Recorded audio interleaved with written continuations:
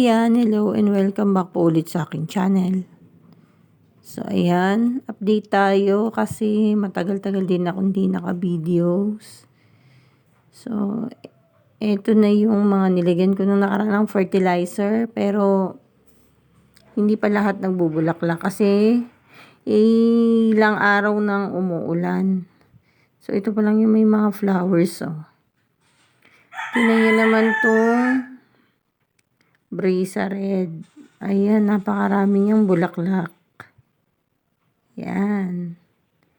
Napakarami niyang bulaklak at ang ganda ng kulay. Parang red-orange yung kulay niya. Ayan, o. Ang tingkad ng kulay. So, ang ganda sa mata.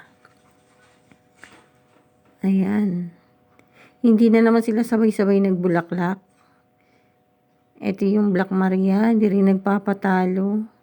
Sana sabay-sabay silang magbulaklak para maganda. Ito yung Subarna. Ayan, ang ganda niya. Yan ang sunset orange. Yan, nagbuka na rin. Ayan. Ayan, o. Ito, nag-albino. Ito na yung nag-albino at mayroon ng flowers din. So, ang ganda nila. Ito yung aking lemon yellow. Tinalian ko na kasi lumalaylay. Nang hinayang na ako sa bulaklak kasi sobrang dami. Ayan, kaya nilagyan ko na ng stick. Ito yung Sacreana. Ito ang ganda nito, ang lamig sa mata. So, titingnan natin yung mga pinatubo ko dito. Ito yung mga nalipat ko na dati na hindi ko gaano nailipat ulit sa malaking kaya parang nabansot sila. Pero tingnan nyo, nagbubulaklak na sila. Ayan. Parang humiga na yung mga sanga nila. So, tingnan natin. Ano ito eh? Nasa maliit lang na cup. Bidadari. Pero tingnan nyo, may mga flowers na siya, oh. Ayan. Andit lang nung cup niya, oh. Pero pag nilipat to, lalaki to. Ayan. Ayan, oh. May mga bulaklak na siya. So, yan. Hindi lang naasikaso. Pero may mga bulaklak na siya.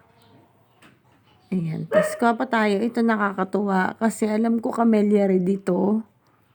Pero tingnan nyo yung kulay ng bulaklak niya. Ayan. Pink. Pink. At sa dulo ay dark pink. Parang fuchsia. So, isang puno lang yan. Parang Mr. and Mrs. tuloy siya. Yung tema red. Pero camellia red dito. Isang pink. Ayan, o. Isa lang yung puno niya.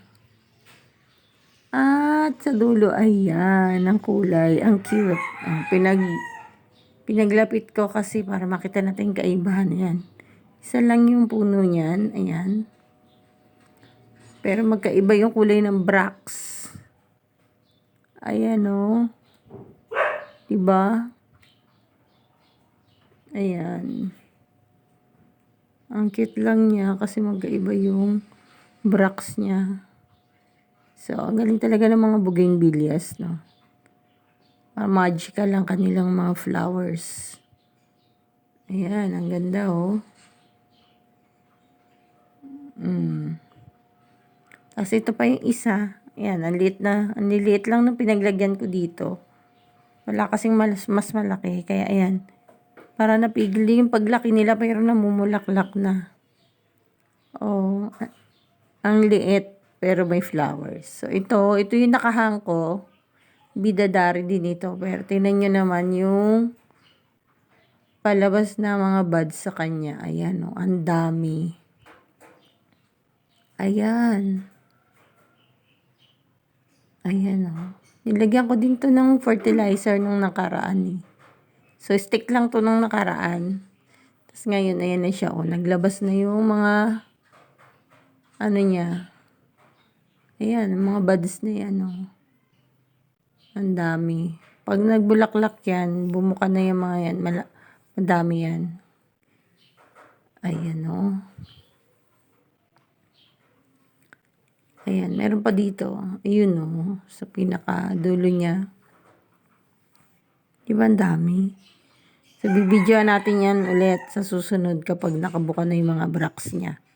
Para makita natin yung ganda niya. Nakahangyan. So, dito naman tayo sa aking mga pinatubo. Tingnan nyo, nasa plastic cups pa siya. Ayan, katatanggal ko lang mga plastic niya nung nakaraan. Ayan na sila. Hindi ko pa nalilipat. Ayan. Medyo meron, marami-rami din akong ililipat. Ayan, lalagay na natin yan sa paso sa susunod. Yan yung mga in-ICU ko. Ayan. Yan yung mga in-ICU ko. Tapos tinanggalan ko na ng plastic. So, ayan. Buhay na sila. Ililipat na lang sa paso. Direct ko na siya sa paso. Kasi, para hindi na palipat-lipat kagaya nung nilipatan ko nung nakaraan. Parang nabansot lang sila. So, direct na natin to sa paso. Sa susunod. Okay, ayan. So, till next video. Siguro sa susunod, kundi ako magre-repat nung mga nasa cups, mag-graft ako. Kasi meron ako ditong 2 RS na i-graft. So, dito ko kukuha ng ipang dudugtong kasi pinahaba ko na itong mga to. So, till next video. Bye-bye muna. Graft. Mag-graft ako sa susunod. Next video. Thanks for watching.